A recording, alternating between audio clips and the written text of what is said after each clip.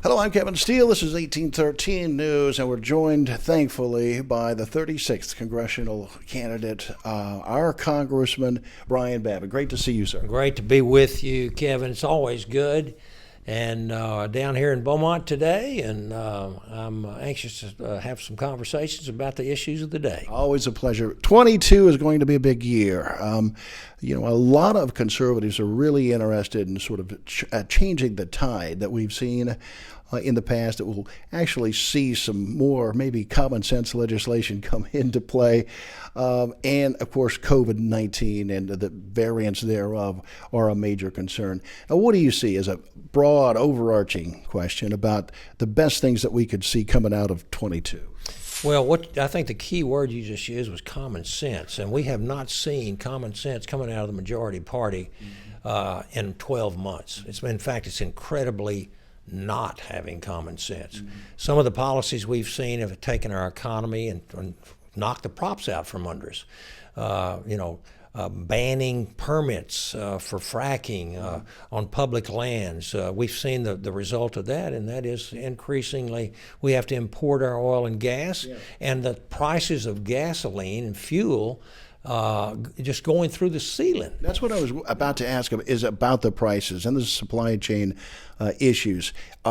Is the Republican conference actively looking and worried about our economic future and these prices? No question about it. I was on a conference call this very morning with all of our my Republican colleagues, and we're very, very much concerned about the economy, the economic impact of the spending, the serious overspending, the Build Back Better plan I call it the Build Back Broke, because that's what it is, to spend trillions of dollars and have the President of the United States say it's going to cost the American taxpayer zero.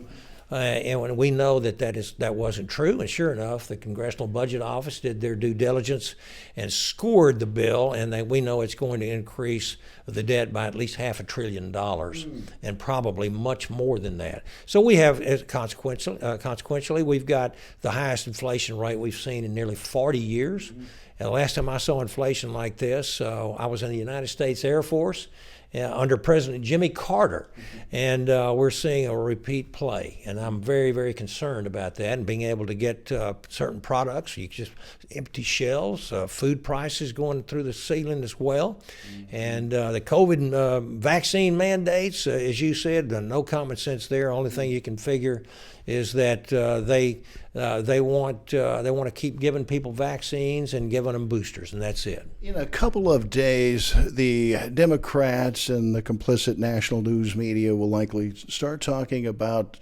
January 6th and the anniversary of January 6th, and it brings to mind this notion of the weight of the J6 committee and the vice chair, of course, Liz Cheney, and on the Republican side. What do you see coming out of the J6 committee, and will it have weight going forward? I think this is the only thing that the Democrat Party has to talk about, and that is the January 6th intrusion into the U.S. Capitol. I was there that day, and we keep hearing this hammered away by all the Democrats, and they've created this J6 commission. As you said, Ms. Cheney is the vice chairman of it, but she certainly is not representing and was not appointed by anybody that was in the Republican side of the conference. She was appointed by Nancy Pelosi. In fact, the ones that were going to be on there, my good friend Jim Jordan and Jim Banks from Indiana, were kicked off the committee by Ms. Pelosi, and I'll tell you why, because they don't want to answer questions about why the Capitol was left so defenseless that day. We have been unable to get the Sergeant at Arms of the House of Representatives to give us transcripts of communications between the Speaker's office and the security, the Capitol Hill Police plus the National Guard troops. Why were they were offered to send men and materials down there, and were told they didn't need to. But we don't know the facts there, and they will not give us those transcripts and those communications. Yeah, it just what do they doesn't- have to hide? It doesn't seem like there would be an honest appraisal of what happened that day. J6 Commission is a sham. It is there for one reason, to keep hammering away on former President Trump. He's not in office. They've impeached him numbers of times, ridiculously, on the last few days of his tenure as president. And they've got nothing else to talk about. What's happening over the last 12 months of inflation, of open borders, just mass chaos. 2.2 million people have come across illegally across our southern border. Hundreds of thousands more what we call gotaways. And the lack of any common sense and policies that would make our country more prosperous and more secure are out the window. They don't want to talk about stuff like this. All they want to do is attack President Trump. That's the reason they've got 2 anti-Trump Republicans on their commission, as I said, not appointed by our leadership, but by Nancy Pelosi. And it's simply to keep their pot boiling, going after Trump. But let me ask you a question. How did it work out for him in Virginia? How did that governor's race work out for him, attacking President Trump the whole time?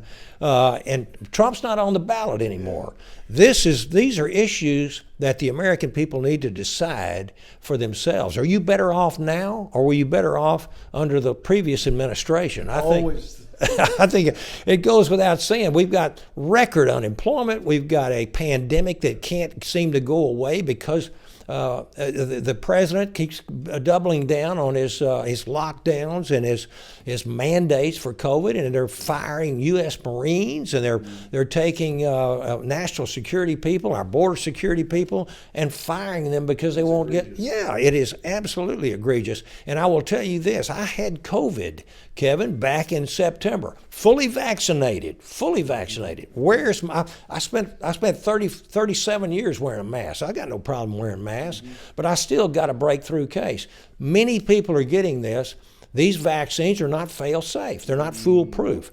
And so for the Biden administration to continue this lockdown business and the tyrannical, despotic policies that they're having with this vaccine, I think going to cost them big. Inflation is going to cost them, and cost them very big. Open borders is going to cost them very big this November as well.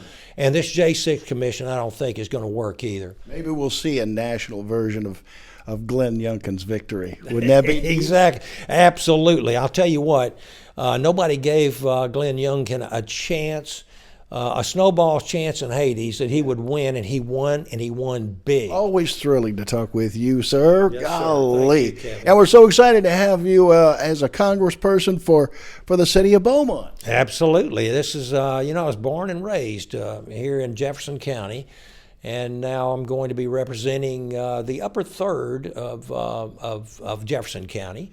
I've been in his office. He works hard, I'm telling you, over and over again. Thank you so much again. You bet, Kevin. Thank you. And thanks for Happy watching. New Year. You bet. Happy New Year to you all, and thanks for watching.